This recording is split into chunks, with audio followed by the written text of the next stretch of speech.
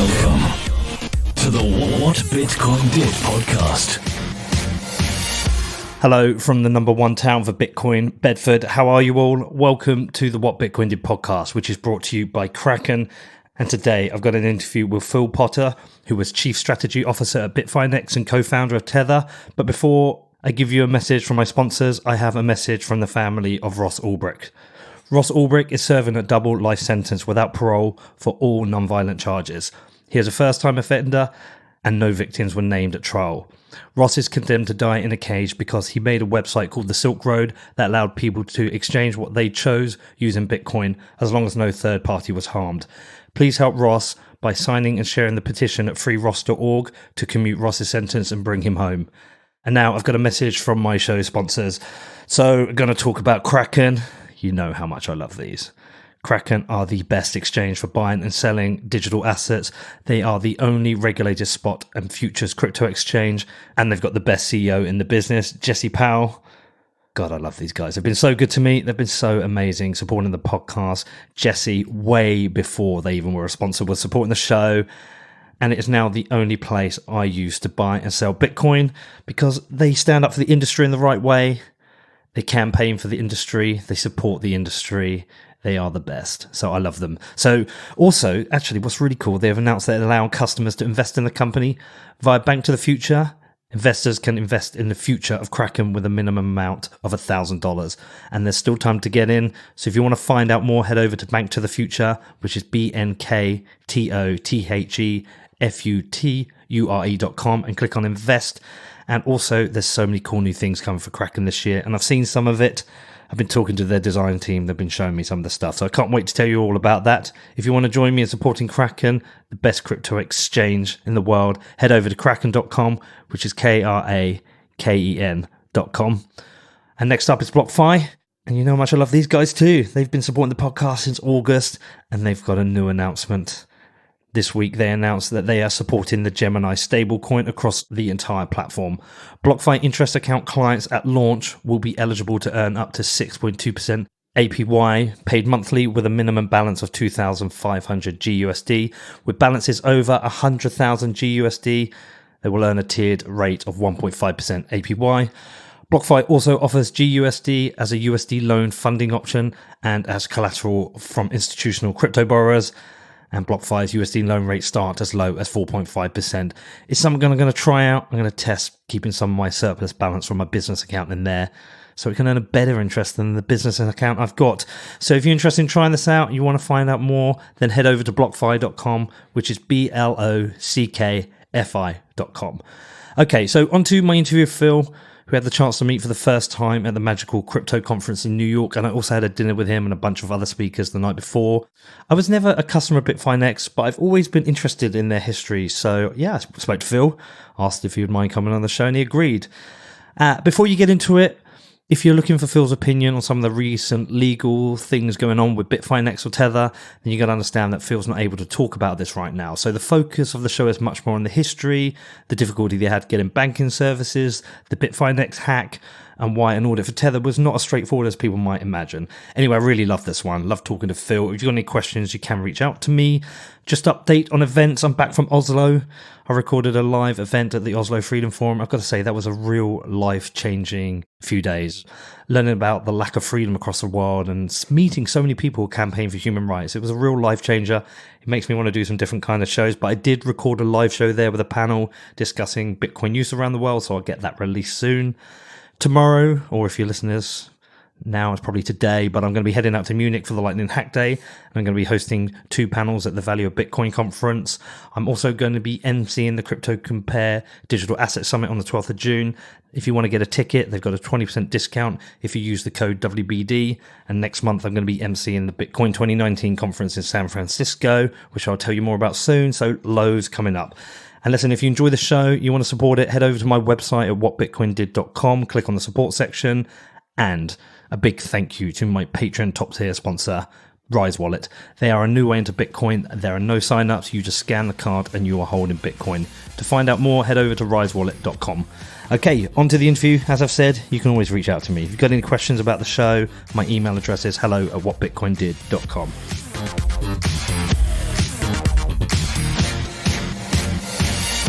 Hi there, Phil. How you doing?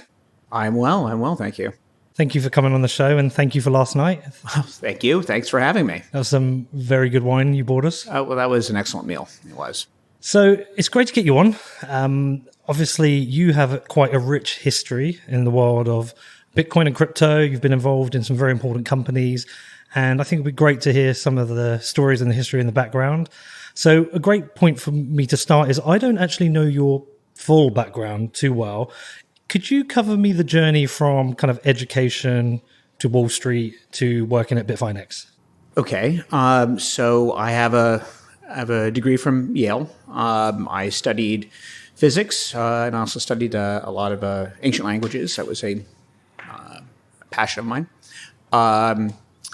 And I went to Wall Street after I graduated. I worked for Morgan Stanley for a few years. Then I went on to Bear Stearns for a few years. And then I left in 2000 to basically start my career as a fintech entrepreneur. Got involved with developing trade execution software for what was really in the early days of day trading, ECN, people trading on ECNs, or rather I should say the birth of the ECN market and the sort of the democratizing of market access. And I did that with in various sort of iterations and various groups and partnerships for many years. And I had merged my company with a larger offshore concern around 2012, and I was, the market that we were in was a tough market. We did a lot of very sort of technology-driven trading, right? So high frequency trading, but also really about developing software to give traders edge, such as it was. And we had good years, but the business got very, very competitive and very tough. We were really competing against people who were investing tens of millions of dollars in super fast infrastructure that we just weren't doing. And so I was already kind of looking for something else to sink my teeth into. And I was introduced to Bitcoin actually through one of my employees at my old trading firm, who's a gentleman named Josh Rossi, who went on to start the Satoshi Square phenomena of people gathering in Union Square in New York, which our office is right down the block. People were just trading Bitcoin in person, in the park. That's amazing. It was really cool. And that's when I met a lot of people then, and it was a lot of the sort of the crypto OGs that I'm still friends with today, and it was quite a time. Once I kind of discovered Bitcoin, and I guess everybody that gets into Bitcoin always has that story about the time that they download the white paper and kind of read it over a weekend and had that kind of epiphany moment. I had one of those experiences too. I feel like it's very cliche, but it's true. And I immediately recognized that there was really no one with fintech Wall Street background involved in the industry at all. In fact, I think it was Eric Voorhees. I was having lunch with him one day back in 2013. And he made a comment to me that always stuck with me. It was, he's like, Phil, I guess we were talking about different opportunities and what have you. And at the end of the lunch, he said to me, Phil, Bitcoin needs people like you. You need to get involved. And I'm not sure if Eric knows that conversation resonated with me, but it did. And that was kind of one of those moments where I'm like, yeah, you know what? I can be an additive force in this industry. That was that sort of genesis moment for me. Okay. So what was the step then to being at Bitfinex? So I left my old partnership, and I was looking to see different ways I could get involved. But at the time, it seemed like the most obvious thing to do was to start trading Bitcoin. So I went through the rather elaborate process of getting registered everywhere, and I was pretty adept at doing KYC and stuff like that because I'd owned and operated multiple broker dealers over many years. So I knew how to deal with banks. I knew how to deal with regulators. I knew how to, I know how to get on a plane and go somewhere and deal with it. And that's basically what I did. And I was doing that, and then sort of all through 2013. So, and that was a remarkable year in Bitcoin, right? So when I first bought my first Bitcoins in, I don't know, late 2012, $15 or something like that, and which I promptly sold at 23. Then I bought them back, so. We've all got a story like that. That's the one thing that kills me is people say, well, you've been in it since the beginning. You must be really rich. I'm like, well, I know lots of people who are in it from the beginning. No one buys their Bitcoin, just holds on to it. You're like, oh my God, I'm up 5X. I got to sell. Yeah. And that's what we all did. Unless you had your stuff locked up in cold storage somehow, or you forgot about it or something like that, those are the windfall stories, Yeah. But Nobody in their right mind when Bitcoin's at $20 thinks it's going to go to 20,000. No. And when it goes to $50, you're like, oh God, I got to sell. Yeah. But 2013 was a crazy year. And so the trading stuff became very, very successful. And I was one of those guys that figured out how to get money out of Mt. Gox, pay a pretty big vig and what have you. But, I was doing it, and there was enough arb spread from the other exchanges to make it work. I was, trading some, altcoins too. And then I had, so I became a pretty big, I guess a pretty good big customer of a bunch of these exchanges. But in particular, it was Bitfinex that I actually ended up sort of developing a relationship with Giancarlo Devasini, who's the CFO. And it was really in a way that was different than all my relationships with other exchanges. The other exchanges, these were exchanges run by kids, they figure you just put up a website and it kind of runs itself. And well, that's not true, right? And in fact, Bitfinex or Giancarlo was really the only exchange operator that actually reached out to me to say, hey, you want to get on Skype sometime and chat, or I'd like to hear more about what you're doing. I see that you're doing a lot of business with us. I want to thank you for your business. And that's how our relationship started, was that he was actually really, all about trying to get to know his customer. It's quite hands-on. Yeah, but see, that was the secret of Bitfinex, is that we were always hands-on with our customers. Right. And I think that, and so he set that tone, and I think it was like one of the most successful things about Bitfinex. It's just the how available we were to at least our big customers. Mm-hmm. So that's how my relationship with Bitfinex started, as kind of as a customer.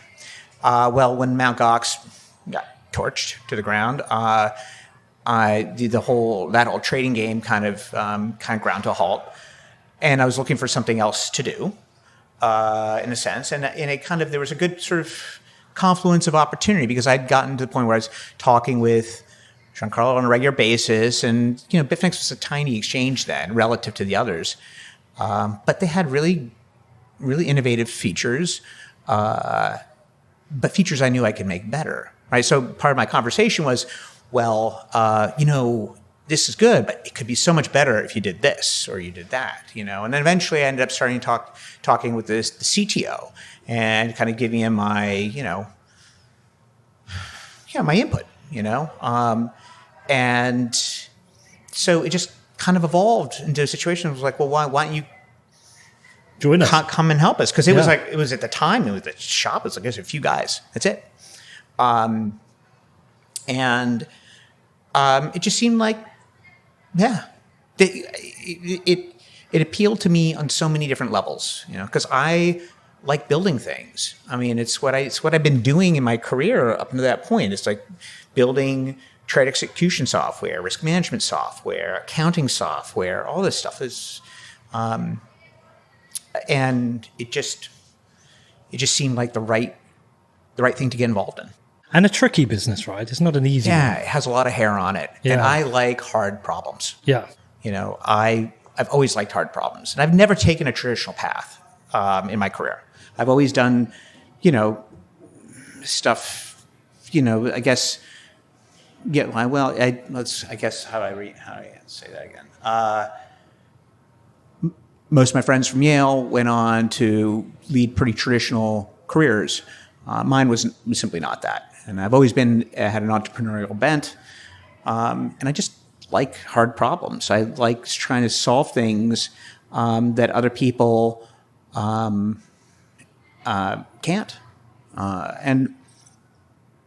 And running a Bitcoin exchange is definitely one of the hardest things you can do in this world. I can promise you that. So what are like the biggest challenges that Bitfinex faced when you were there that you were wrestling with? One, technology. I mean, it was the genesis of Bitfinex was that it was the source code for the platform was repurposed from Bitcoinica that had gone belly up. And the guy who was running the platform basically open sourced the software. And so Raphael Nicole, who's really the founder of Bitfinex, is one guy, kind of downloaded the code, spun up a website, changed some colors, and started running this small exchange. So many of the key features of Bitfinex are actually part of this original source code. Now, over time, all that got completely rewritten and updated and upgraded. But that was a really challenging thing to do because when you're running, the thing about Bitcoin or cryptocurrency markets in general is that this is a 24/7 business, which is totally different than the business I came from. Markets open for 6.5 hours, and well, if you include the extended hour sessions, 12 hours max. But there's a bell. And there's a bell, but the market's basically, and then if you need to do a software upgrade, you do it overnight. If there's a problem, you roll it back. Or you have a whole weekend to do major upgrades. Not in Bitcoin.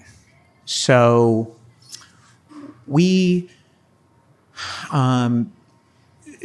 I've been doing essentially tech startups for a long time, and I've always known that one of the hardest things to do is go from one developer to two to three to four. Building a dev team and expanding from that sort of that nucleus is a very, very hard thing to do. People sort of take that for granted, but it's not simple, especially when you're running an organization that's completely dispersed around the world. So that was the other thing that was kind of unique about, I think, Bitfinex versus a lot of the other exchanges. A lot of the other exchanges had some kind of a nexus somewhere. They were based somewhere and they had a bunch of kids in an office coding away or doing KYC or what have you.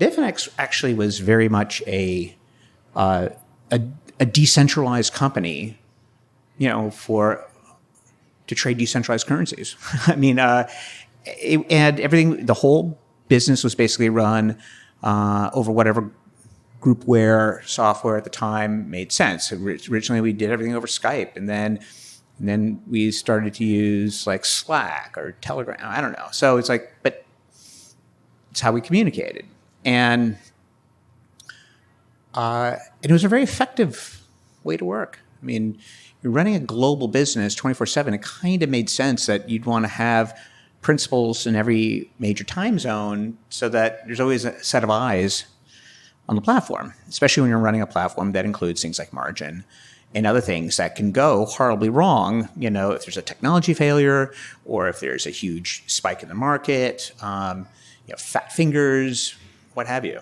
So, and there's a huge honeypot for hackers. Well, that too. So the security challenges are quite substantial, and I'm sure we'll get into that. Yeah, I mean, because I tell you why that's interesting is like when I did my Mt. Gox series and I interviewed Mark Carpellas, I guess I was a little bit kind of soft on him because I felt like they were like the first people to ever deal with all the different types of attacks and vector attacks that came in place. And you look, even now, last week, Binance were hacked. Like it's a constant game of whack-a-mole, right? Yeah, there's an image I like, an illustration of like a walled medieval city that's under siege, and I think that people have to. That's what running a Bitcoin exchange is. You are constantly under attack, and they're not necessarily coming at you from the direction you think they're coming at you, right? They might be trying to scale the walls. They might be trying to dig underneath the walls. They may have spies in your city. They have, there's, to extend the analogy, but it is, it's new ground, right? There are, I think, best practices that one can follow. And certainly when you're running an exchange, you can run everything you can use cold storage for everything and only process payouts, on a periodic basis and do everything manually and things like that. And you can achieve a very high level of sort of coin security. But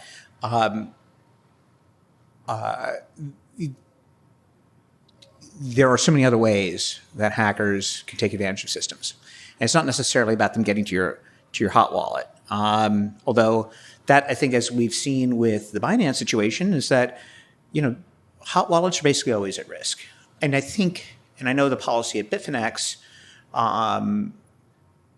regarding hot wallets was probably similar to what it is at other places. You keep an amount in your hot wallet that balances convenience for your traders, and you don't risk more than, say, I don't know, a month's worth of revenue in your hot wallet. Mm-hmm. So for Binance, losing $40 million worth of crypto sucks, but they make that kind of money every month or every other month, So they're, and I'm sure they have substantial reserves and that kind of thing. So covering that loss, not a big deal.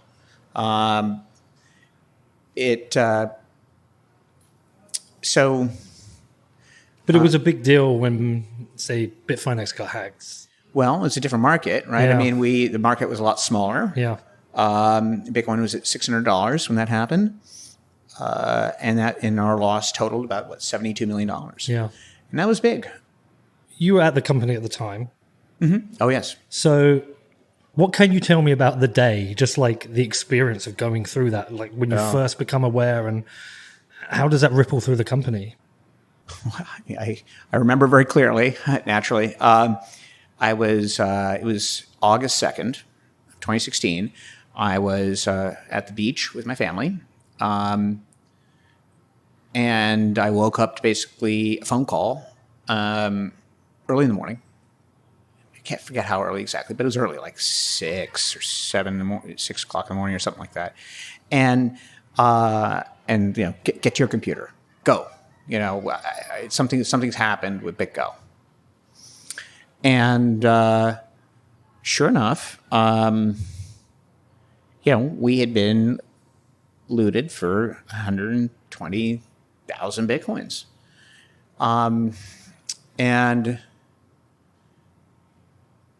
And that attack vector was basically because the fact that anybody could get to that many Bitcoins was because we were not using a traditional hot and cold wallet system. We were actually trying to innovate into a better solution, at least what we thought was a better solution. So we had an integration that we were doing with BitGo, which it took a year to do. It was basically a custom integration with them to create segregated wallets for all of our customers so that they could see their Bitcoins on the system. And I think there a lot's been made about the idea that people have blamed the CFTC somehow on this, because we did have we had an engagement with the CFTC where we ended up paying a small civil monetary penalty, but agreeing not to do margin trading anymore, and it was, or not to do it the way we were doing it. So part of it was to potentially address it through a loophole, not a loophole, but what do you call it, exemption under the Commodities Exchange Act that allows where you can deal if you have physical delivery, it's not really considered margin trading. And so I wanted to create a physical delivery mechanism. And so we were doing this with BitGo, and they have a lot of smart people there. We had smart people too. But at the end of the day, what nobody really realized on our side or their side was that we were basically creating what amounted to being a huge hot wallet because of the automation involved in doing this, moving these things around. We had introduced a vulnerability that nobody saw, not us, not BitGo, and somebody was able to take advantage of that. And it was, I don't know what to say. It was shocking. Part of it was that we didn't believe what we were looking at first. So it took us several hours to really understand what was happening, and then trying to figure out, well, how are we going to tell the marketplace this? And what do we do? Yeah. So that must have been just a very strange day. Or week, maybe, or month. Well, it was the next 8 days, I think it was it was pretty surreal. So I'm no stranger to crisis management. In fact, I think it's one of my strong suits. I think that when the shit hits the fan, I'm at my best, in terms of problem solving, in terms of staying calm, in terms of thinking through the problem, being able to think quickly. I think that that's a skill I bring to the table. Well, that was certainly put to test. The good news was that, if you can call it good news, but it just so happened that my wife and kids were going away to visit with another friend, and that I was going to be left by myself anyway. And thank God, so I was my wife was leaving around 11 o'clock that morning. She understood that this very serious thing had been happening, kind of almost a tearful goodbye. And then I was basically, locked inside my little office, working the problem for days after that. Okay. And the solution that you came up with was? So Bitfinex has some unusual challenges that perhaps other exchanges don't. Most notably, that we have margin trading, okay, and we also have a peer-to-peer lending market to facilitate that margin trading. So what that means is that, well, we clearly had to. I guess the point was we had to cease operations. There's no way for us to continue. It was we had to cease operations and then figure out the next step. So we brought the site down, put up a notice. There were a few things that we thought about ahead of time, so to make sure that we didn't give people basically what would amount to being like a free put against us. But we said, look, we're going to close out all margin trades. We're going to use we took a snapshot of all the prices of everything at that moment and say, okay, well, these are the prices we're going to use for whatever action we take. So we wanted to reserve the right to do that because the price, once we made the announcement, obviously the price of Bitcoin tanked. Mm-hmm. So we didn't want to create some type of user expectations about using some future prices for operations that we had to take care of then. So we had to essentially collapse any open margin position. We had to, and deal with the repatriate, canceling all the loans, and just, it was a very, very complex process. And then the question is like, okay, well, what do we do with the loss?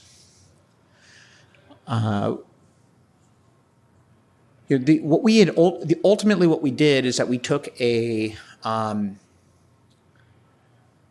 decision was to take a 36% haircut on the entire account value of every customer, based upon those prices that we had set forth. And there's much has been made about this point. People have said, well, why did you haircut the dollars?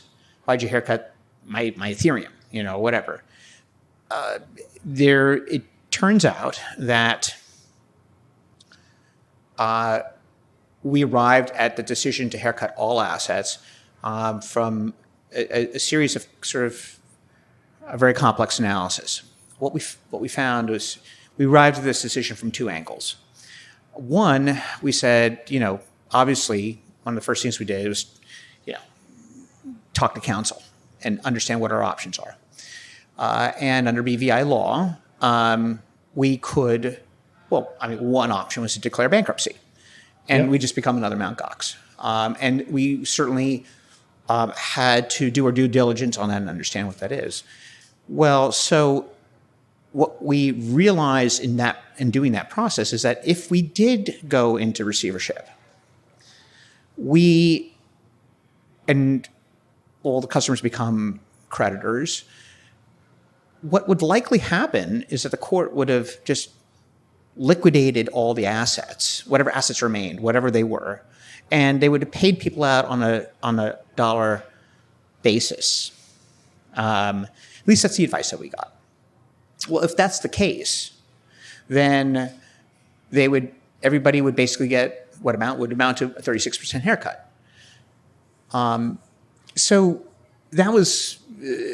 That's what we figured. Like, well, if we declare bankruptcy, this is what's going to happen.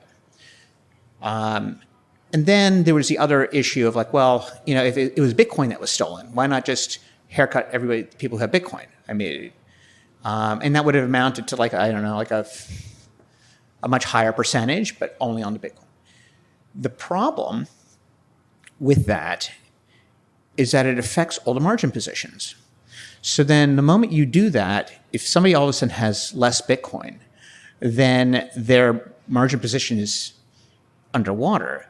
And the person who lent them the dollars, well, now that person can't get paid back. So all of a sudden you have a cascading effect of the system of this catastrophic Bitcoin thing actually affecting the economics of all kinds of stuff. Also, like Ethereum BTC trading and other things, with things trading against BTC. So it created this kind of like very complex knockdown effect that there was just no way to fairly calculate this for people. So 36% haircut for everyone is just the... It just turned out that was, it would have been too complicated, and there was to do it any other way. That's probably the first thing. And even if we chose to go the complex route, there were certain moral hazards involved where there was just certain situations where there wasn't a fair way to do it, or that there would be some arbitrary element that would have to come in.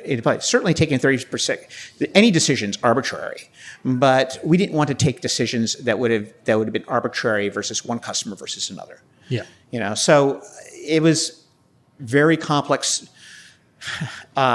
analysis going on here, and that coupled with what our alternative would have been to go into bankruptcy, the decision to go with the 36% haircut on all assets was really a way of saying, okay, well, we're going to do this, and we're going to treat this as if we're going into bankruptcy, but we're going to self-administer the bankruptcy, right? Because look at Mt. Gox; it's 5 years later. I know.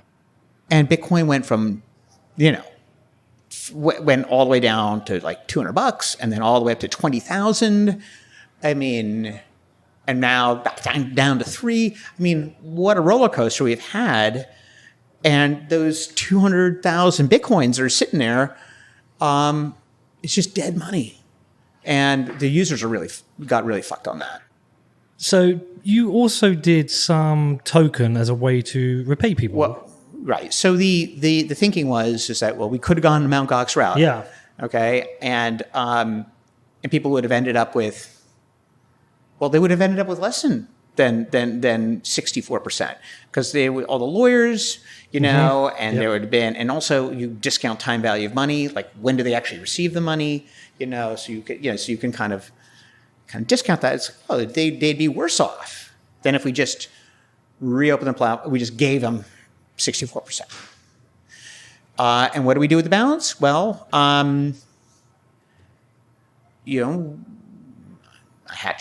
we hatched this plan to come up with a creative solution to try to make our people whole. We created a token that we allocated to everybody. One token for every dollar of value we took from somebody. We were very careful about how we did that. I mean, we had to heavily restrict, for example, what U.S. persons were able to do, and we had already been pivoting away from the U.S., for some time anyway. But we created a market for it on the platform, and we allowed people to use that asset because there's a market price for it now. We allowed them to use it as collateral for margin trading. So in some senses, we were able to deliver some initial utility. Right now, sure, when the market opened, or some people just panic sold down. I don't know. I forget, but I feel like maybe 10 cents, 20 cents on the dollar. But I mean, it very quickly stabilized around 30 cents, 35 cents.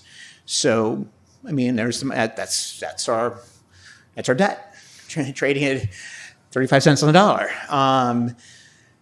And then part of the idea was that these tokens would be that they could be converted to equity. So we were busily putting together like an investor deck and basically talking to people about our business, talking about how that it's a profitable business, and also we were kind of coming out of crypto winter, right? So it was people were feeling volumes were picking up.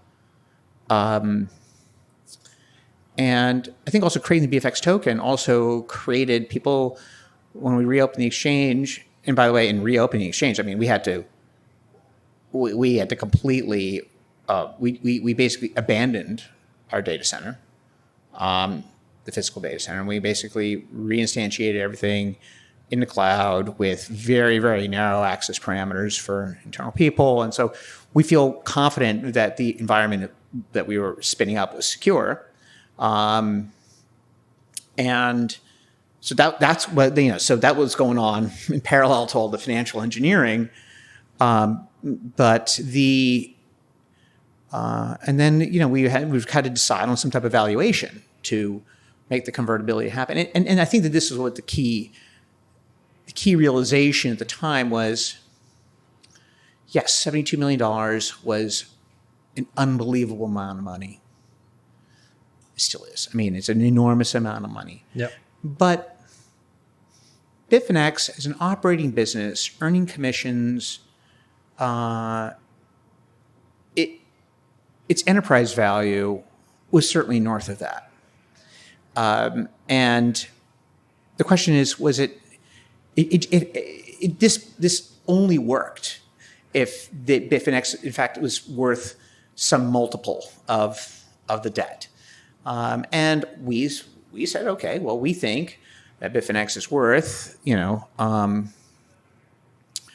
what was the valuation we did it? $120 million, right? Okay. Pre-money. And then people could convert their tokens and they would get shares. So we worked with, Simon Dixon from Bank to the Future. He created on his platform the sort of SPV through that a lot of small traders were able to get access to this conversion. I think all in all, there's about some 350 to 400 ultimate beneficial owners of shares in Bitfinex Inc., which is the company that owns Bitfinex. And so Alistair Milne created the Bfx Trust, which was another vehicle to get smaller investors in, because we at Bitfinex, we didn't want to have a gajillion people on the cap table. There was a certain minimum threshold to be able to do it directly with Bitfinex Inc., and so everybody else kind of went through these two other special purpose vehicles. And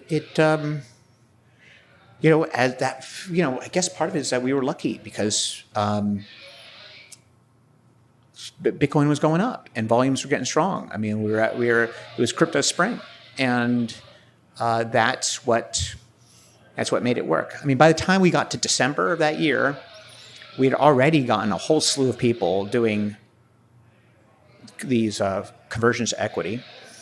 We further created an incentive to get people to do it quickly by offering them something called the recovery right token, which was basically a token that we were distributing. We were distributed that such that if we ever recovered any of the funds from the hack, these token holders would get paid first.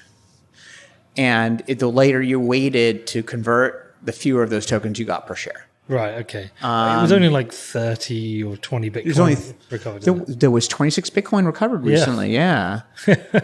Interestingly enough. So when I heard about that, I was like, oh, they've recovered some of the Bitcoin. And then it was like 26. And I was like, I'll tell you what, only a tiny amount of Bitcoin was actually ever moved. Most all of it the vast majority of it is still sitting in the same addresses it got moved to on August 2nd, yeah. Do you ever think people are just too scared to move it? Well, so I oftentimes wonder about the motivation of the hacker. I don't know. I mean, I don't know if it's somebody who did it for profit or if they did it for a takedown. I don't know if it's a rogue hacker or if it's somebody affiliated with a competitor or a state actor. We don't know, right? But we've certainly gone through all of these ideas in our head. Yeah.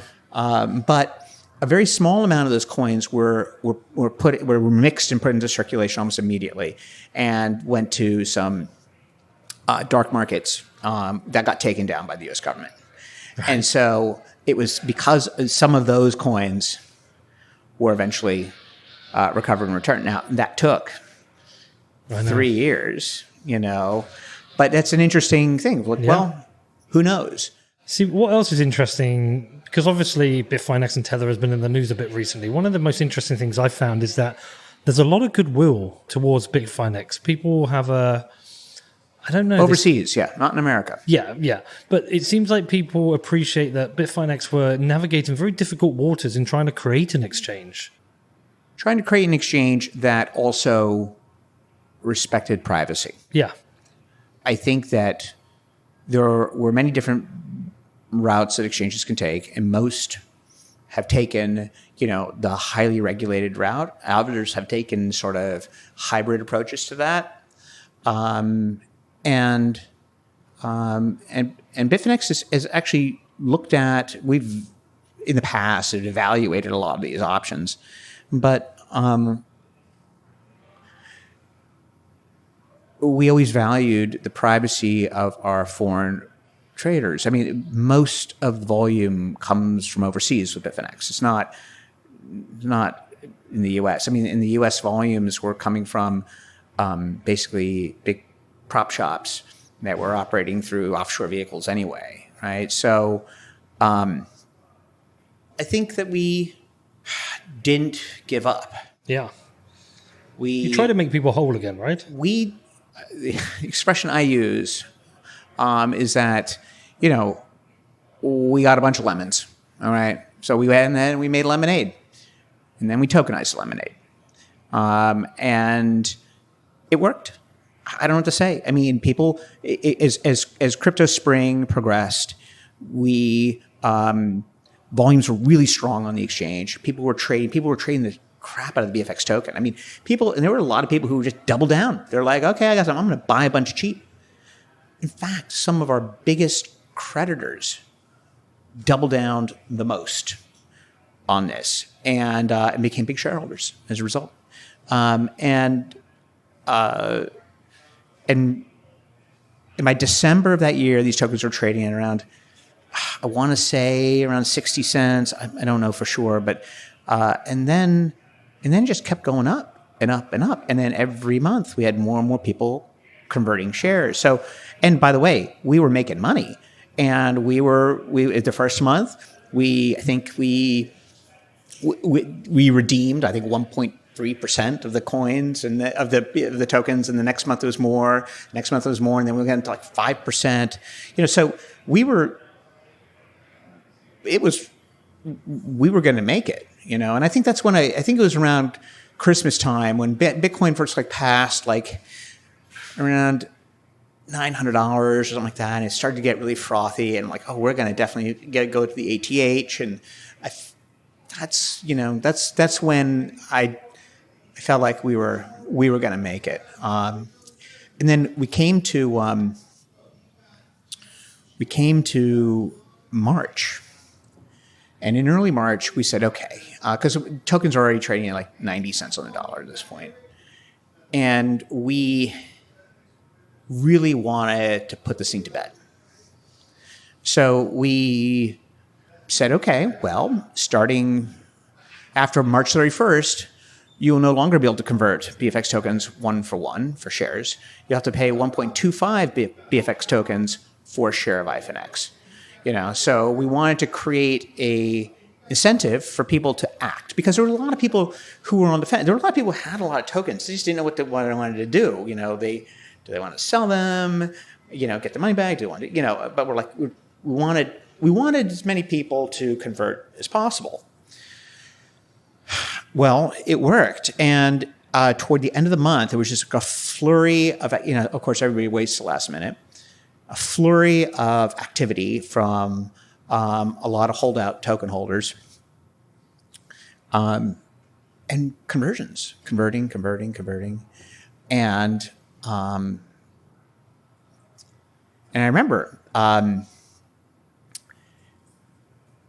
then the following morning, we were getting paperwork at 11 p.m. at night, kind of thing, and then the following morning we realized that now the amount of tokens outstanding was less than the amount that we had on reserve, because when we first did the Bfx tokens, we actually printed some more extras because we need to have working capital to defend ourselves against a potential lawsuit or whatever. By the way, that was also kind of surprising. There was no lawsuits, right? And I think it was because I think it was clear to people that we were doing everything that we could possibly do. It's like a lawsuit for what more could we possibly do for them than what we're doing right now? So we were like, wait a second, we can just pay off the rest of these tokens right now and be done with it. Okay, our reserves are basically zero, but we're making a lot of money right now. And that's what happened. So at the end of the day, out of the 80 million tokens that were created, 55 million of them converted to equity, and 25 million got paid back in money, cash. And it was done. And I'm like, oh, we got to put out a press release. We got this, that, and the other. And I'm drafting it. And then I realized it was Saturday morning, April 1st. I'm like, well, we can't put out the notice today. Yeah, we can't. People will just will think it's a joke in very, very poor taste. Yeah, So we waited till Monday, April 3rd, to put out the announcement.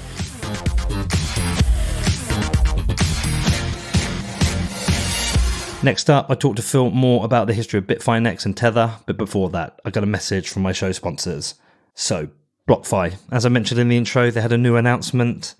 They are now offering support for the Gemini stablecoin across the platform.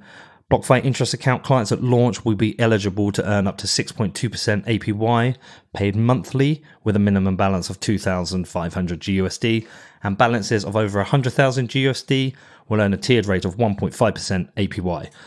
BlockFi also offers GUSD as a USD loan funding option and as collateral from institutional crypto borrowers, and BlockFi's USD loan rate start as low as 4.5%.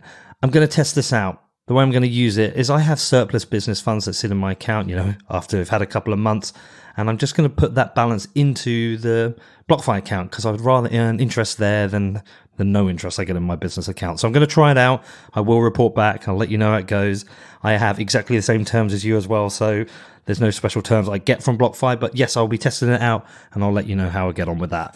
If you want to find out more about this, then head over to blockfi.com, which is BLOCKFI.com. Next up are my friends at Dropbit. and they have become my friends because they keep sponsoring events for me. They keep giving me money to host events, to hang out with you lot. So yeah, I've got to say, I love these. I think I say I love every one of my sponsors, but I do because they help me do this show. So have you downloaded it yet? Have you tried out the Dropbit app? Come on. You got to give it a go. It's definitely the best Bitcoin wallet I've used, and I was using it out in Oslo. So one of the interesting things in Oslo was teaching people about Bitcoin. I met so many people who'd heard about it, but didn't know much about it. So I was getting people to download the Dropbit wallet, and I was sending them Bitcoin, which was super cool. It is so easy to use. It is like a Venmo for Bitcoin, a really easy way of sending Bitcoin back and forth. It has the most simple UX I've ever seen on a Bitcoin wallet, and you can even text Bitcoin to your friends using a mobile phone number. So definitely go and check it out. It's available for the iPhone and Android, and you can download it at dropbit.app, which is DROPBIT.app. And lastly, Aurochs, for all those hardcore traders out there. You know who you are. The ones tweeting your charts all the time. Well, Aurochs is the world's best trading terminal, and it's available on both Mac and PC. I've downloaded it. I've not used it for trading because I'm not a trader anymore, but I have set up on Kraken my BTC USD chart. I'm using it every day now. It sits there in the corner, showing me how the prices is coming back, which is quite a pleasure at the moment because I think we just broke over 9K again today. So it's super cool. I really do enjoy it. And it's got so many cool features for you traders out there. Using your API keys, you can trade on up to 9 exchanges, including Kraken. You can create advanced order types directly in the software. There is a trade feed from the best professionals to help you with your research, and you can set up alerts with over 150 different indicators. If you want a 14-day free trial, head over to getaurochs.com, which is GETAUROX.com.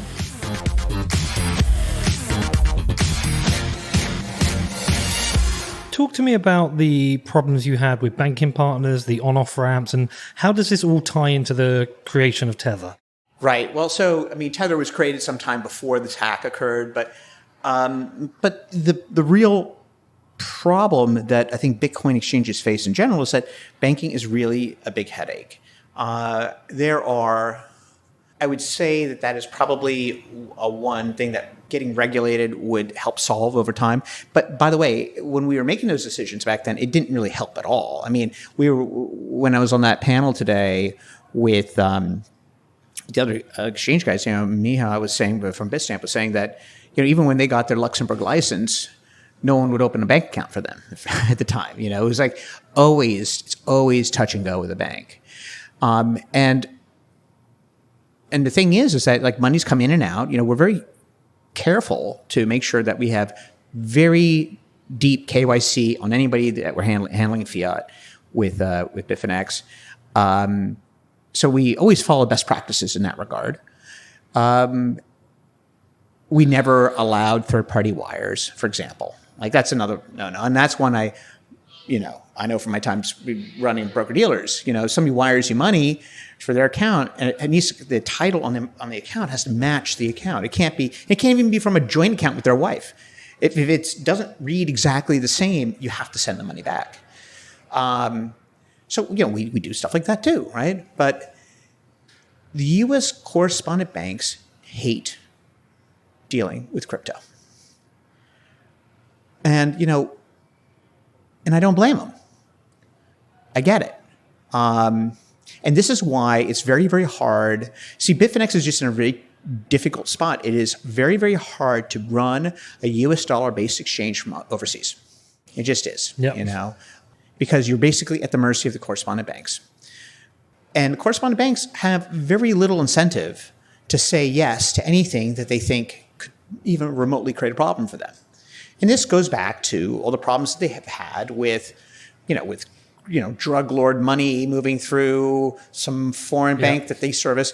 And what happened was that in a lot of these prosecutions, it's the various attorney generals around the United States go after the deepest pockets. So they go after the correspondent. You should have known, you should know who your customer's customer is, because that's essentially what they're talking about here. Well, when that foreign bank is banking a money service business like Bitfinex, now you're saying that they need to the correspondent needs to know about their customer's customer, and that's just a bridge too far for them. And for what? For the $5 they get on the SWIFT transmittal for being the correspondent bank. So in their eyes, and I think they're probably right on some level, that the risk is asymmetric for them, because if something bad did happen, they'd be the ones who would get sued, by some, enterprising, attorney general somewhere. So I get it. But I will say, as an aside, I think that this is actually a very big problem for the US dollar in general. Because what's happened is the de-risking that's occurred here has actually made US dollars very, very difficult to use outside the G7. And that, I believe, will have a very chilling long-term effect on the dollar as the preeminent reserve currency of the world. People have reserve currencies, like the dollars need to, utility matters, I think. And for trade finance, I mean, if you're in Ukraine and you're trying to import some cotton from, say, Sudan or whatever, you're not using each other's bullshit currencies. You want to settle in hard currency, dollars. When there's a letter of credit and then there's a this, but that just is almost impossible to do now. And that's changed, and that's a problem. That's a problem for the U.S. dollar, and I think, and the reason is that the correspondent banks are being held liable for the activity that passes through their books. So that's just them be the brakes. That's just how it is. So in the case of Bitfinex, we had Wells Fargo was the principal correspondent that at the time had been processing, because a lot of the others are like J.P. Morgan or whatever, just wouldn't. You can touch it. We wouldn't even try it. Right. Okay. But it was working with Wells Fargo, I guess. I mean, and I'm not the CFO, so I don't really have the detailed insights here. But apparently it was working, and then it wasn't. Okay. And and that was just like, yet another headache. I mean, well, we figured it out eventually, like we always do. But it just, at that point, it just started to get harder. And I think it's kind of apparently culminated in whatever's going on with crypto capital. I mean, I don't really have any knowledge of that, but I think that if anything, this de-risking that's occurred is basically forcing exchanges that are otherwise trying to run legitimate businesses into dealing with shadow banking services, which which are arguably less reliable at the end of the day. They're not licensed banks. They're not. You don't have the protections or the transparency that you perhaps want. But that's. So let's talk about Tether then, because it'd be good to know a bit more about that. So I didn't realize until recently you issued Tether against the euro and the yen, right, as well. You created... I think maybe, but it's not on the website. Yeah, it was never used. It became a dollar tool, right? Yeah. So what was the background to creating Tether? What was the problem it was solving for you on the website? Right. So I came up with the idea for Tether in late 2013 and started to explore it in early 2014. And the issue, I think, it's really centered around what do you call it? Basically, regulation of cryptocurrency exchanges. Like at the time, there was no regulatory framework anywhere for anything. The principal idea was, well, we understood very clearly that regulators just couldn't get their arms around cryptocurrency. I mean, first of all, hardly anyone knew what it was at the time, and all they'd heard about was like Silk Road, right? And so, how do you regulate a cryptocurrency exchange?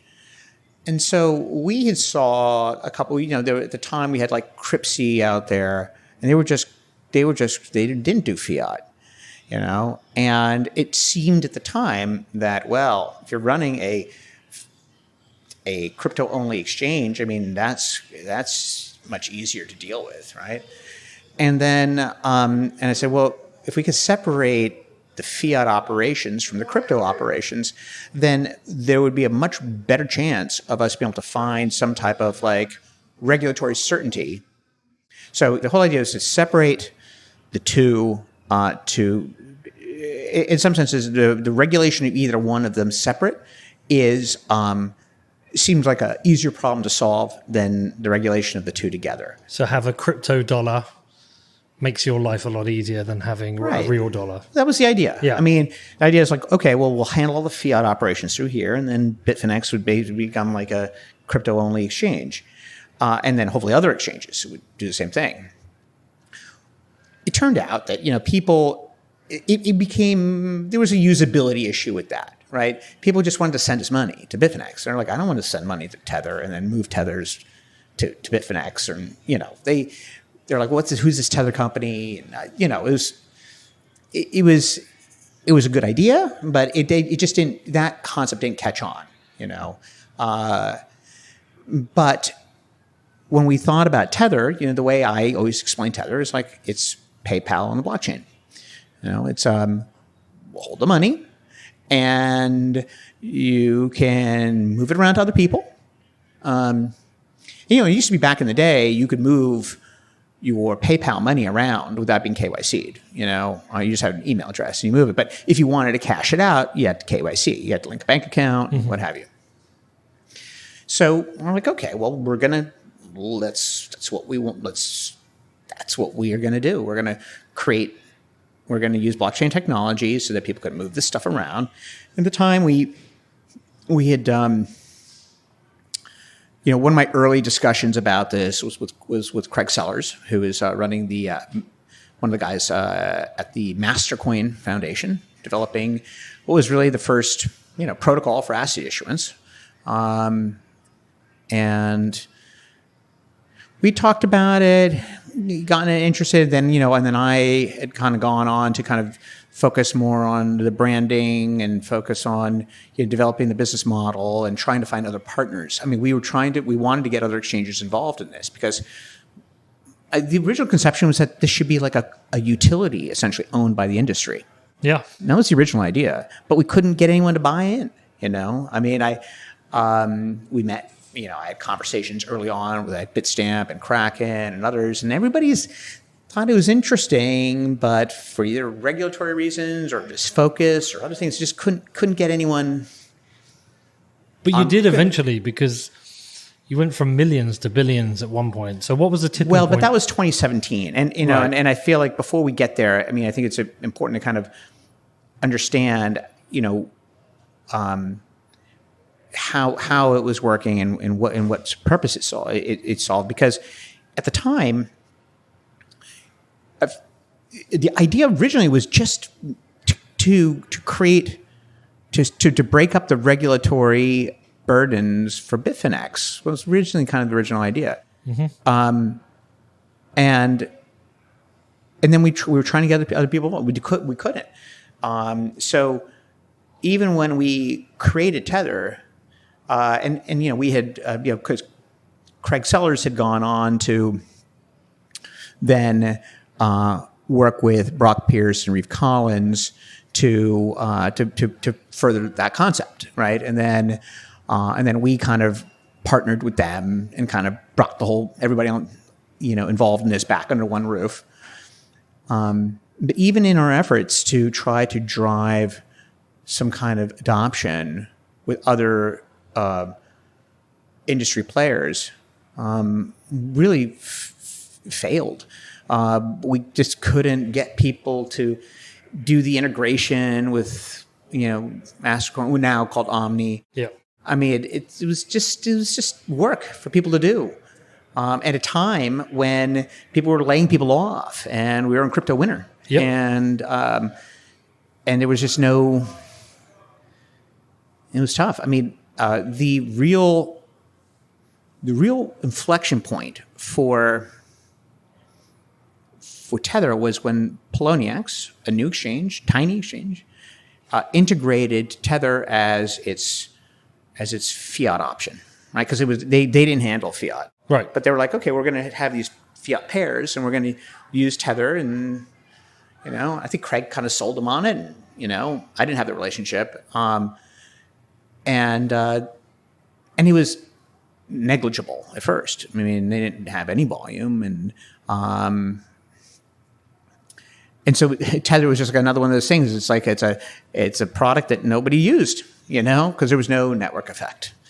But it was, I think, when Ethereum started trading, Poloniex, when altcoins started to like appear out of nowhere, Poloniex became like a really popular platform for that stuff.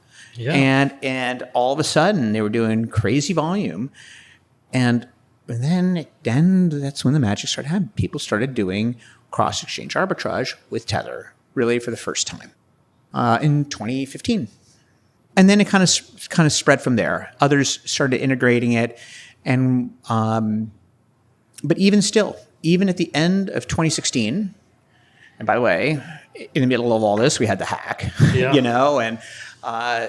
and that was a substantial distraction from other projects. But and to be clear, by the way, the ownership structure of Tether and Bitfinex are different. I mean, one does not own the other, but there are many of the same principles involved, but they're different people in both companies. So, we had, in this intervening time, we had taken over the project from Brock's group, Realcoin, and to drive it forward. And at the end, I think at the end of 2016, I mean, we had, even then, it was like $5 million in there. I mean, it was something very single-digit millions. But I guess even at that time, though, 5 million was felt like, okay, it's cool that people are using that. That is still $5 million. It is. $5 million is $5 million. Yeah. I mean, it seems small now because of how far Tether's gone, but at the time, hindsight offers a lot of perspective there. At the time, it was actually starting to gain some momentum. We were getting more and more people going to the Tether website to create and redeem. It was happening, but it was still slow. But it was the advent of this arbitrage opportunity that it certainly seems to have really picked up the usage. And I think that people saw... See, the interesting thing about the exchange space is that we've seen time and time again where you have exchanges come out of nowhere and then all of a sudden be very popular. Yep. I mean, Binance did it, right? Yeah. Well, Polo did it.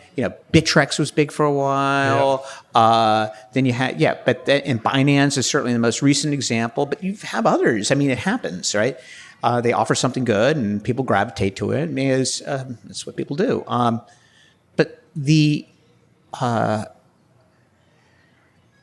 But people were noticing Polo, and they're like, well, how do we replicate their success? And, well, I think one of the things that people noticed was, well, this Tether thing, let's use this. And so we would, but then that's when it actually started to grow quickly. So end of 2016, $5 million. And then I think toward the end of the first quarter, it was something like 44 million, something like that. At the end of in middle of 2017, at the end of the second quarter, I think it was like a 250 or something like that. I mean, but it kept growing and it got up to like almost 500 by the end of September or something. But it was, and then like 2 billion by the end of the year. I mean, it was like insane, right? It was crazy. And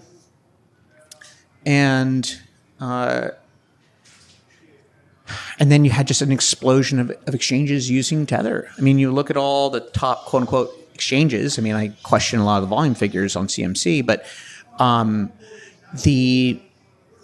they'll use Tether. Why? Because banking is almost impossible.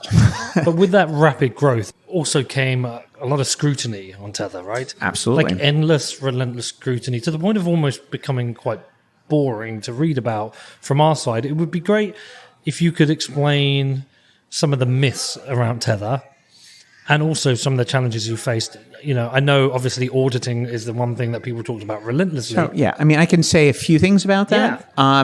What I can say about auditing is that the original conception of the product was that this should be something that's easy to audit. So that's kind of what was put into the quote unquote white paper. And a lot of people make the point of like somehow that we owe people audits. I think that the purpose was to suggest that, we have third parties reviewing this stuff for the benefit of the shareholders, frankly. I mean, and when we were in Taiwan, I mean, the problem is that the money was there was so little money in there. We never got to that point. But even when we were in Taiwan, and the balances started to build, in that first quarter of 2017, we had like a local, a local CPA firm in Taiwan, do some monthly, essentially balance attestations, right? And then we weren't in Taiwan after that, and we eventually landed at Noble Bank in Puerto Rico, and we pursued doing an audit with Friedman at the time, and I think that process, and they did an initial attestation for us in mid-September, because we were really under attack. I mean, this Bitfinex guy came out of nowhere and started basically making,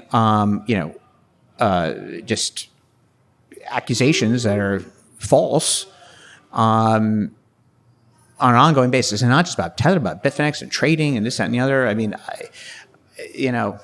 and I don't really want to get into that on this podcast, but there was certainly we felt the need to try to get something out there as quickly as possible. And an attestation is something they can do pretty quickly. An attestation is like they look at the bank balances and they look at the blockchain and, okay, well, you have more dollars than what the blockchain says.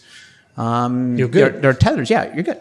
Well, but the thing is, it's not really an audit, and it just comes with a ton of disclaimers.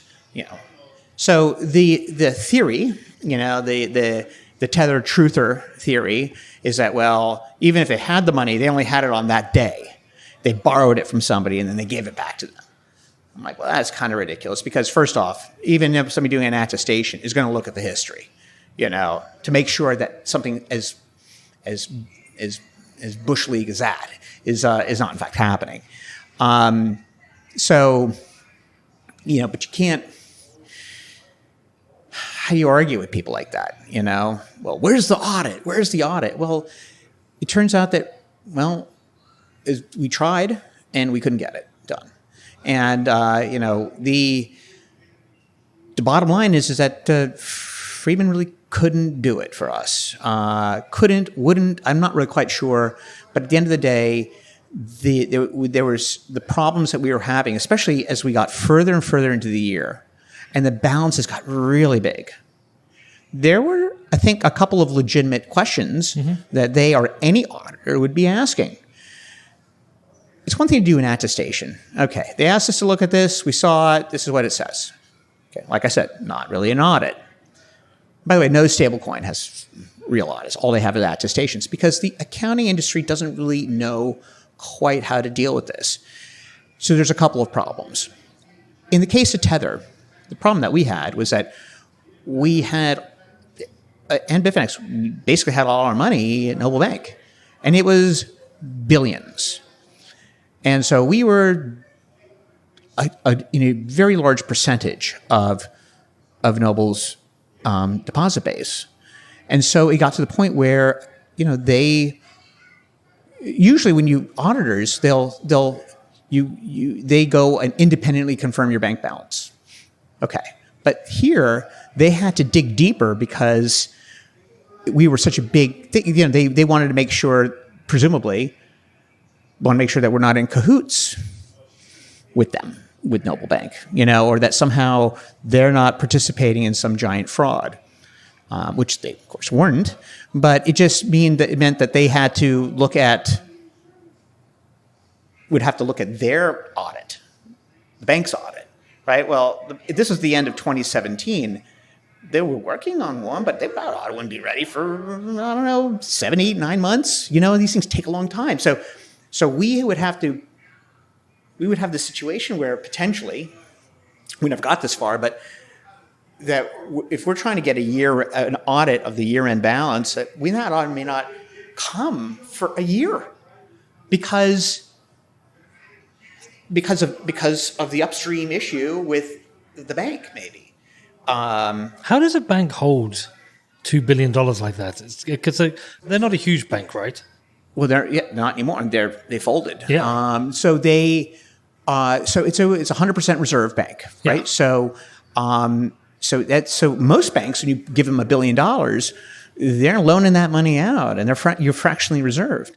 But Noble was a 100% reserve bank, and they all the money was custodied with Bank of New York at the time.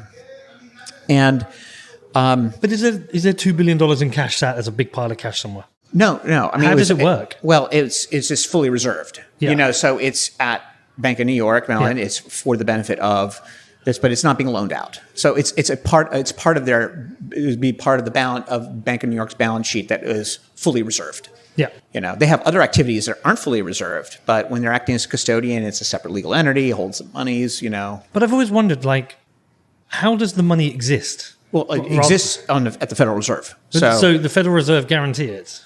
Well, I presume so. I mean, I'm not, I don't know the ins and outs of it, but I think that if you're a money setter bank, then you have an account with the Fed and you hold money with them overnight, or you can hold reserves at the Fed. They pay you some small amount of interest on that or what have you. Right, okay.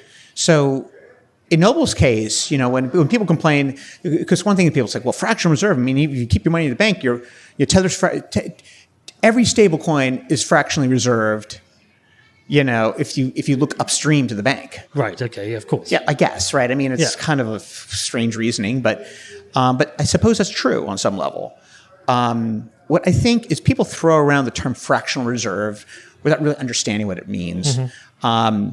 I think people think the idea of the disposition of assets or not having enough, that they confuse fractional reserve with insolvency. Mm-hmm. So those are two different ideas. And in the case of, I guess, Tether, there was, money was there, but to back up to the auditors. Yeah, so the issue is okay, well, it's such a large amount of money that the auditors have to look at the bank. And then the other factor too, and again, this is all kind of speculation, or certain things I can't directly get into, but I'm guessing one of the other problems that Freeman or any other auditor would have had is that the amount of social media pressure around this situation, it was like the whole thing was about to boil over. And they were getting harassing phone calls from people asking for the audit, when's it going to be done? I mean, and so on some level, I'm just not sure we were a desirable customer. What's their upside? Yeah. Several $100,000 in fees, okay, because auditors are not cheap. What's their downside? Entire reputation.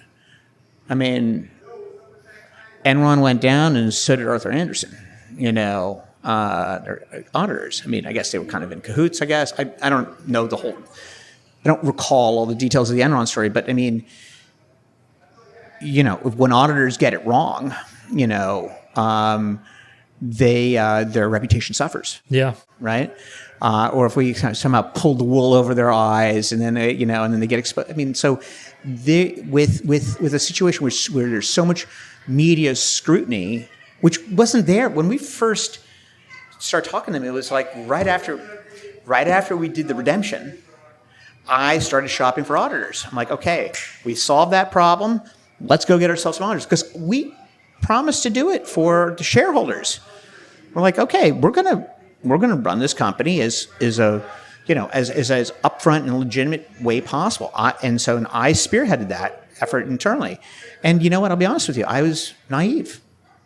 I thought that I could do this. I'm a CFA charter holder. I know accounting really well, and I thought I knew it'd be a lot of work, but I thought we could get it done. And I was wrong. Are there any other myths with Tether, like things you have to fight and deal with, which are just so? I think the idea. The myth is that the myth that I'm trying to get at here really is that the myth is that we don't want to be audited. That's not true. I think rather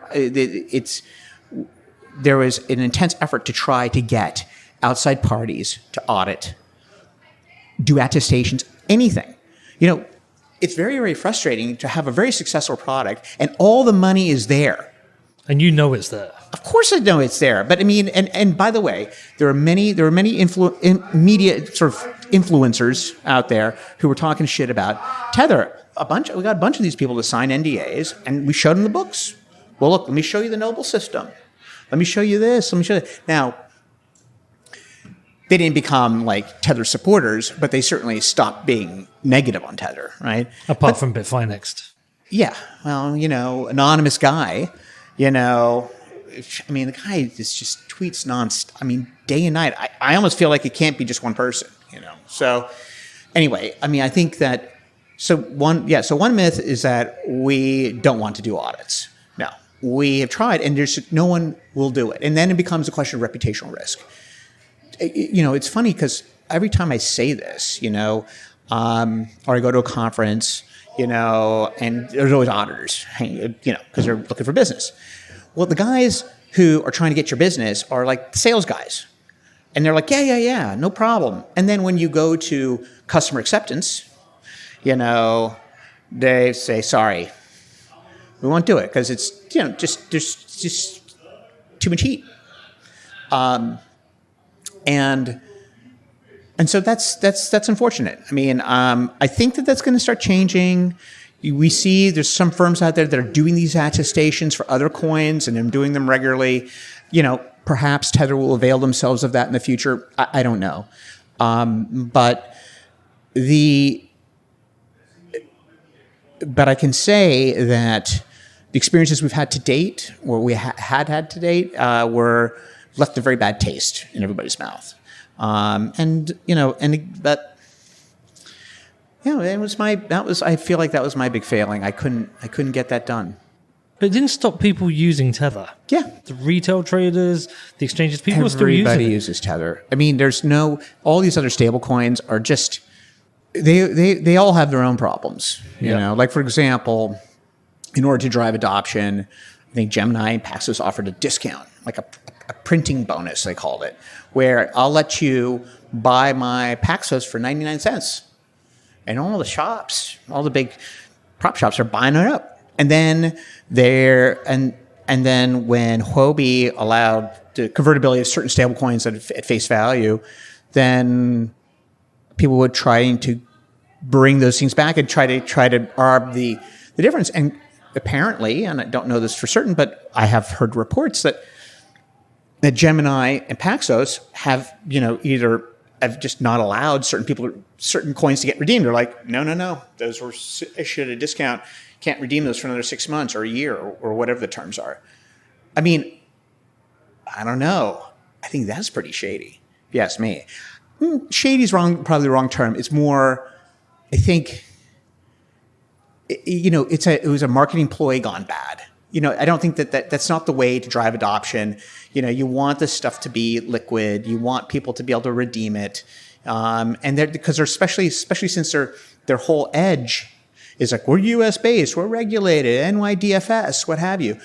Then why introduce some other complaint? And it's really, at least initially, and I don't know what they're doing now, but I definitely think it really hurt their initial adoption. The other thing too is that I'm suspicious of any stablecoin where all of a sudden it gets created, like $300 million, $200 million, like the USDC. But it's not really being used. If you look at the circulation numbers, It's more like for marketing purposes, somebody just printed a bunch. And by the way, who's earning that interest? So I don't know, but it your would be, suspicion is but my suspicion is that there's some behind the scenes deal going on with whoever put in all that money, that they're getting interest paid. They're getting interest on the side, because why would anyone park their money in a stable coin if they weren't actively using it? Because otherwise you're giving up 2% interest on a couple $100 million. It's a lot of money, so why would you park your money there if it's not, if you're not using it, well, it may be that, I don't know, maybe it's, Circle's Treasury, or maybe it's Bitmain, or somebody, agreed to cede the, the stable coin, but there's some kind of quid pro quo happening behind the scenes. I don't know, but that would be, that's what Occam's razor suggests to me. So I think that you have a couple of these problems out there, sort of like where you've got other stablecoins that have some convertibility issue, or there's some marketing gimmick, that goes wrong, or the figures you're seeing are, meant to not deceive, but to have a different impression about what's actually going on. It's kind of like when people look at fake volume on exchanges, because there's wash trading. You think, oh, wow, this exchange look at how much volume they're doing, but you try to trade there, and you realize that there's liquidity is not what it seems. Mm-hmm. So I think the only stable coin that people really seem to use worldwide is Tether. And I think if you look at the turnover statistics, those just don't lie. You can pull it up now if you wanted to, but stablecoinswar.com, it will show you the turnover. And, probably in the last 24 hours, I'll bet you it's maybe 1,000% turnover for bit. So you're talking about $20 to $30 billion moving around in Tether, whereas all the others are less than 100%. Paxos has been gaining some traction in terms of usability, but those are the statistics that people should look at. So when it's the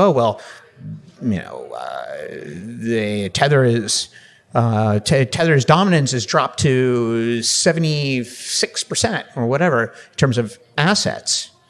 Yeah, but Tether's dominance is still, in terms of network traffic, value transferred, it's 97, 98% every day. So, people are using it. I also think that, and I learn about novel uses of Tether all the time. I had no idea until recently, certainly after I'd left the company, that people are using Tether as, especially in Asia, as collateral for all kinds of things, like OTC trading, other things where you need to collateralize something, but the banks are closed. Because if you're moving dollars, you can't do that during Asian hours, first off. Mm-hmm. And even if you are, you're bouncing it through some international bank, and then it's taking a couple days just to move the money. So Tether becomes really super useful, and because there's a lot of it, you could be pushing around $100 million, $200 million, and people do. Yeah. And I think that there's interest in using it for supply chain management and other things, because it's got all the qualities of crypto in terms of its transferability, its security, this, that, and the other, but it's open 24/7. But there's something about Tether. It feels a little bit more rebel as a stablecoin. It feels a little bit closer to kind of the feeling you get with Bitcoin. It feels like a very good sister cryptocurrency to Bitcoin, whereas the others feel very much along the lines of, I don't know, conformity, digital dollars, highly regulated. Right. There's something just kind of, I don't know, a little bit more radical about Tether. Do you know what I mean by that? I do. Look, I think that Tether, I think this is also a bit of the Bitfinex ethos as well. It is, they service a global market. You know, a lot of these other exchanges and other products don't. And so I think that, Bitfinex, Tether has always been trying to thread the needle on making it work, you know, and it's a great product, and it works well. I mean, in fact, again,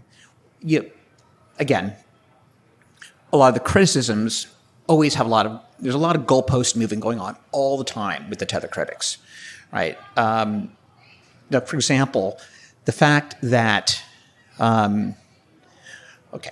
so the fact that Tether, to my knowledge, doesn't have any auditors that are engaged. I don't know. I mean, I haven't been there, like I said, since February of 2018. But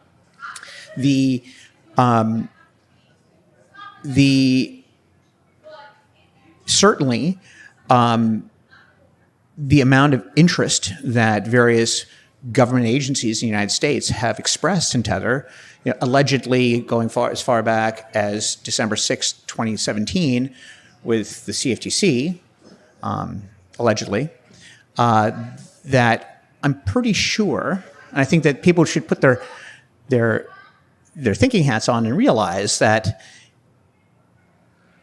if in fact the CFTC has been looking at Tether since then, how long do you think it would take for them to discover a massive fraud of the money not being there? I mean, they would be able to discover that essentially overnight. Yep. And yet, Tether went on to print billions more after that event, allegedly. So what does that say? And by the way, I live in New York City. I'm a free man, and I'm not hiding. I'm not running, It's like because the money is there. I mean, it's always been there. So what's interesting about the revelations from the New York Attorney General is that the reason why they are apparently, looking at this is because of this transaction that occurred between Bitfinex and Tether, I guess apparently in November. Is it like 625 million? Something like that, yeah. I guess.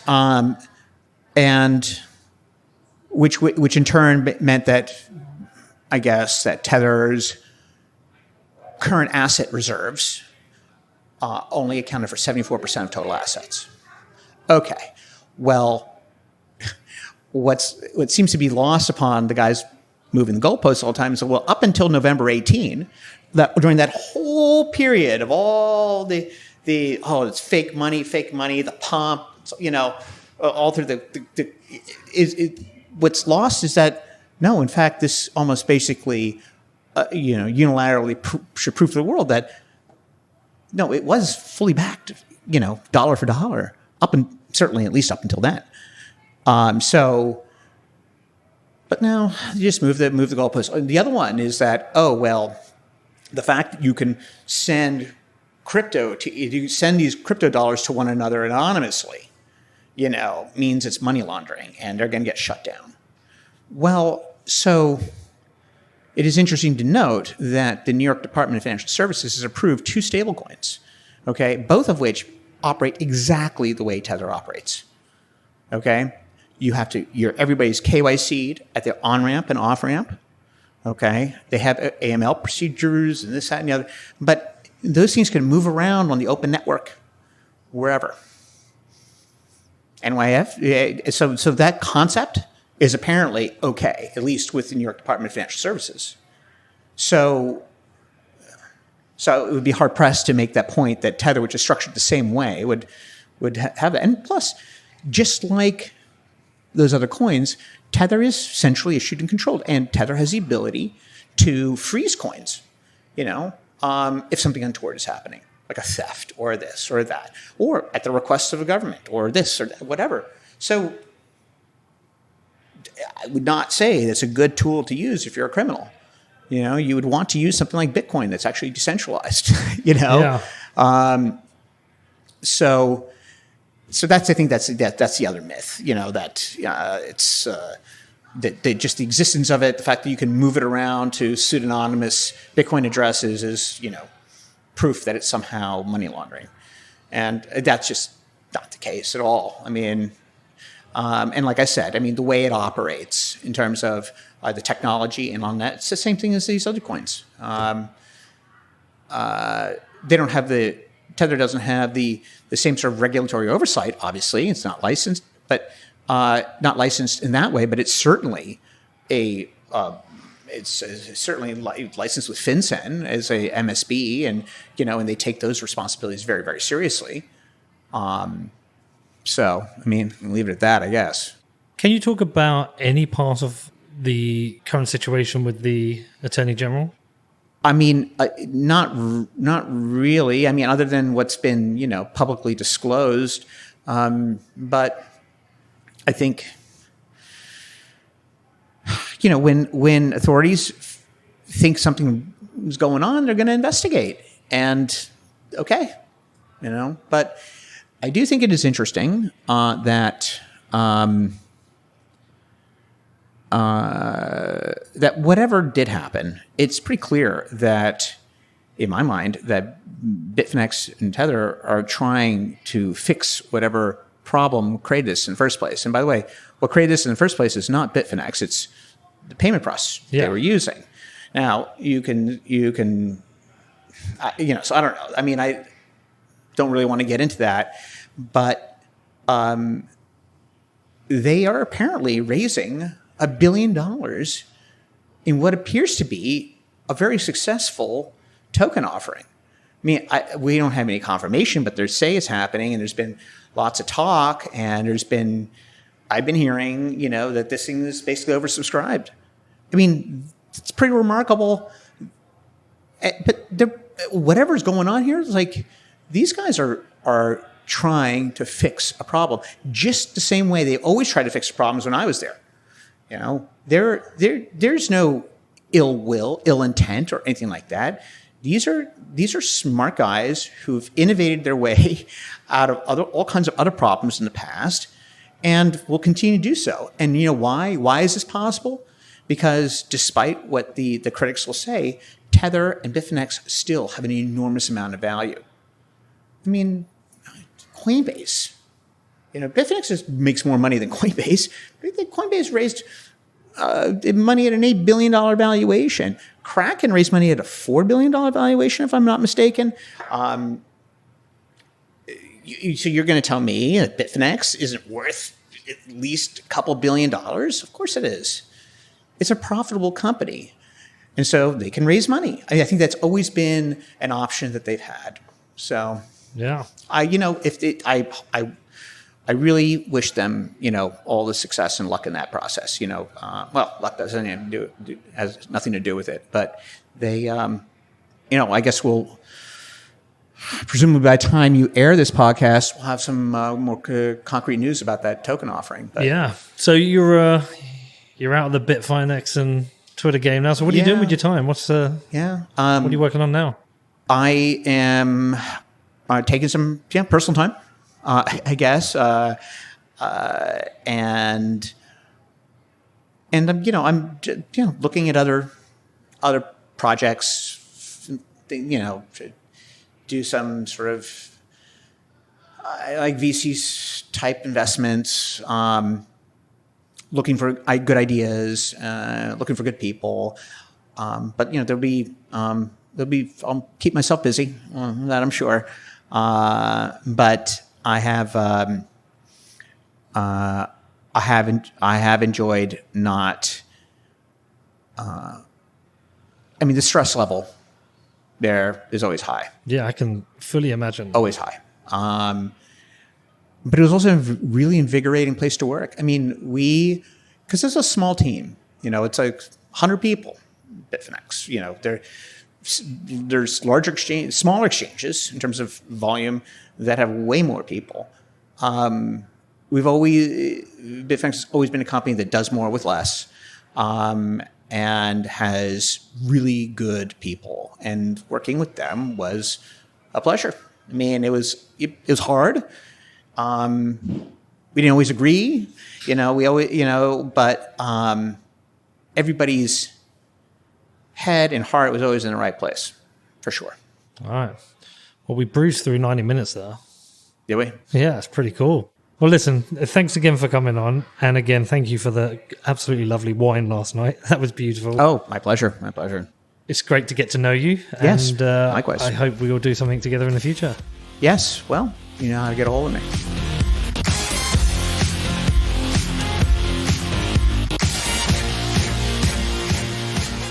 Okay, so how was that? Did you enjoy hearing about the history of Bitfinex and Tether and some of the challenges they faced operating the business? As I mentioned in the intro, I've never actually been a customer of Bitfinex, but I've always noticed that people seem to have a love for the exchange, and perhaps that's after Mt. Gox. They appreciate the challenging regulatory landscape which Bitfinex was navigating and the fact that they brought an exchange to people. So maybe it's that, I don't know, it would be good to hear from you. I'd love to know why people love Bitfinex so much. And also Tether. Again, it's something I've never used myself. But again, I've always noticed that people seem to like it more than the other stable coins, perhaps because it feels a bit more decentralized. Again, I'm not too sure, but I would love to know why people love Tether so much. But it was great to hear from Phil. It was great to hear him talk about the early struggles that they had with the exchange, how they dealt with the hack, because that was obviously a very challenging time. And yeah, I think I'll get him back on the show at some point to find out more of the early crypto stories. But yeah, if you've got any questions about it, do feel free to reach out to me. And listen, if you want to support the show, there's so many things you can do. It's all on my website. Just head over to whatbitcoindid.com, click on the support section. Whether you just want to be an advertiser, whether you want to become a patron, whatever you want to do, it's all on the website. But I can't be bothered to go through it all now because I did a really long intro and you're probably bored of my voice. Anyway, listen, loads more interviews in the bag. I've been really cranking them out recently. I've got a great interview I did with Jimmy Song talking about the myth of blockchains. We recorded that in Oslo. I've got an interview with Pete Rizzo from CoinDesk, which I recorded in New York, which I've still got to release. And I'm going to get some of these panels that I've moderated recently out. Anyway, hope you enjoyed the show. You got any questions, you can reach out to me. My email address is hello@whatbitcoindid.com.